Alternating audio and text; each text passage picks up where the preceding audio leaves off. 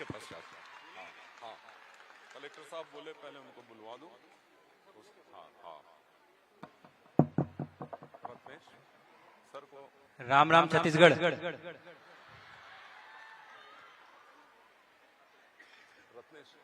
माननीय मुख्यमंत्री छत्तीसगढ़ श्री विष्णुदेव साय जी, मंच पर उपस्थित सभी मंत्रीगण, अन्य सभी महानुभाव, अधिकारीगण, मीडिया के मेरे मित्र और यहाँ उपस्थित और ऑनलाइन जुड़े सभी भारत का भविष्य, आप सभी को बहुत बहुत धन्यवाद मुझे यहाँ आमंत्रित करने के लिए।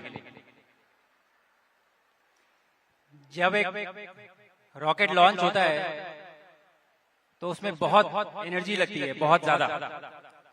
आप 0 किलोमीटर पर प्रति घंटा की स्पीड से करीब 30,000 किलोमीटर प्रति घंटे की स्पीड तक आप जाते हैं, तब आप अंतरिक्ष में पहुंचते हैं। और मैं ये मानता हूं कि छत्तीसगढ़ में एनर्जी बहुत है कि नहीं? तो एक बार जोरदार तालियों के साथ मुझे थोड़ा छत्तीसगढ़ की एनर्जी दिखाइए।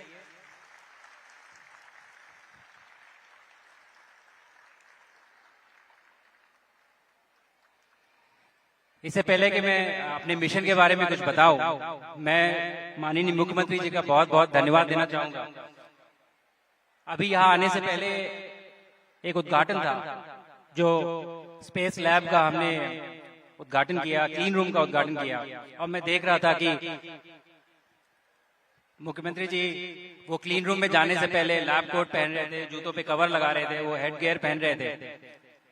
बहुत मुश्किल नहीं है, ये छोटी सी चीज है, लेकिन इस तरह का इंटरेस्ट जब लीडर दिखाते हैं तो वो प्रदेश के हर इंसान को ये दर्शाते हैं कि ये चीज कितनी इंपॉर्टेंट है, कितनी महत्वपूर्ण है उनके। और आगे आने वाले समय में यही चीज आप बढ़ चढ़कर इसमें हिस्सा लेंगे और इसमें पार्टिसिपेट करेंगे।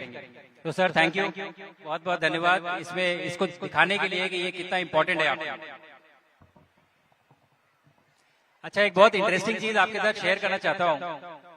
जैसा कि सर ने बताया कि 5 सितंबर को मैंने छत्तीसगढ़ से बात की थी ऑनलाइन मोड में, और जब से मैं वापस आया हूँ तब से बच्चों से बात हो रही है। अलग अलग जगह पे जाके मैं बात करता हूँ और अपने मिशन के बारे में बताता हूँ, लेकिन आज तक ऐसा नहीं हुआ जो उस दिन 5 सितंबर को हुआ था।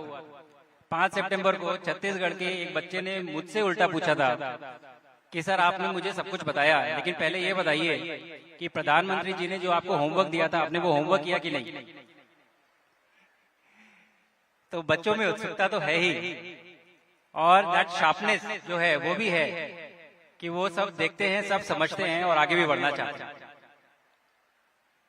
मेरे पास इतना समय तो नहीं है कि मैं आपके साथ अपना पूरा मिशन साझा कर सकूं, लेकिन एक दो चीजें जरूर बताऊंगा जो कि मेरे लिए जो बहुत इंपॉर्टेंट थी, जो इस मिशन से मैं अपने साथ लेके आगे बढ़ रहा हूं।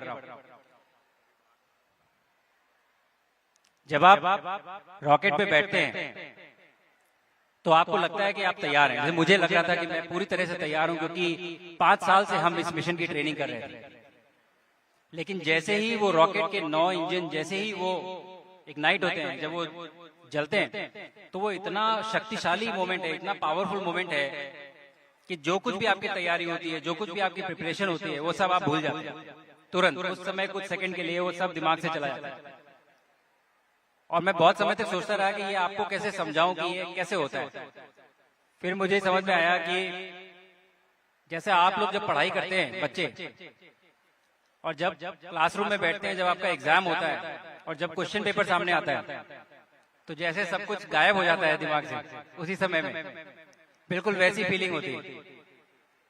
लेकिन उस समय आपको वापस जो भी आपने मेहनत की है, आपको वापस वहां जाना है। आपको समझना है कि जो कुछ भी तैयारी है वो वापस आएगी। आपको संयम बना के रखना है, आपको पेशेंट रहना है। ये मिशन जिसमें मैं गया था, 41 साल बाद भारत वापस अंतरिक्ष में पहुंचा। और मैं ये हमेशा से मानता हूं और आज भी कहता हूं कि हालांकि मुझे मौका मिला कि मैं भारत का प्रतिनिधित्व कर सकूं अंतरिक्ष में, लेकिन ये यात्रा पूरे भारत की थी, ये मेरे अकेले की यात्रा नहीं थी।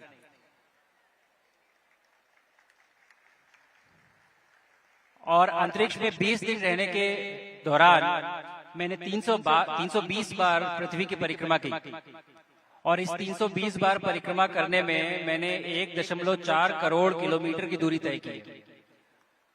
तो 140 करोड़ भारतवासियों के लिए, आप सबके लिए, हर एक इंसान के लिए मैं 100 मीटर की दूरी तय करके आया हूं।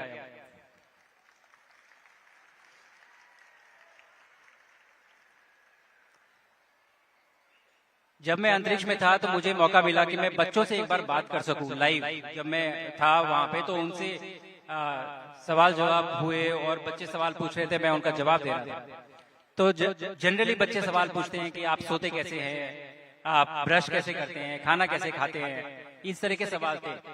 लेकिन मेरे लिए जो इस मिशन की सबसे बड़ी जीत थी वो ये थी कि इन सवाल जवाब के दौरान एक बच्चा था जिसने मुझे सवाल पूछा कि सर आप मुझे ये बताइए कि भारत के एक छोटे से गांव का बच्चा एस्ट्रोनॉट कैसे बन सकता है।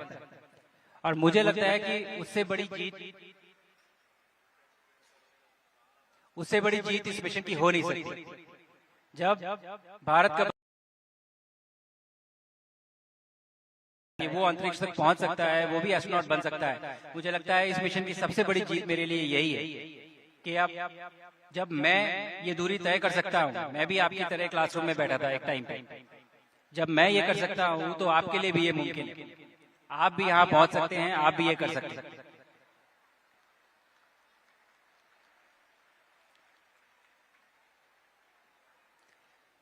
मुझे एक मैसेज आया है कि मुझे अब बोलना बंद करना पड़ेगा 5 मिनट के लिए, तो थोड़ी देर का ब्रेक लेते हैं, उसके बाद हम वापस कंटिन्यू करेंगे। ठीक है, तो क्षमा कीजिए, लेकिन हम थोड़ा सा ब्रेक लेंगे। मुझे लगता है आदरणीय मुख्यमंत्री जी को कहीं जाना है, तो हम वो एक्टिविटी पूरी करके वापस इसके बाद इंटरेक्शन शुरू करेंगे। ठीक है, मैं अभी समाप्त करता हूँ, आप कंटिन्यू करिए। जी धन्यवाद आदरणीय। मैं आपको अवगत कराना चाहूंगा कि भगवान श्री राम का ये हमारा विधानसभा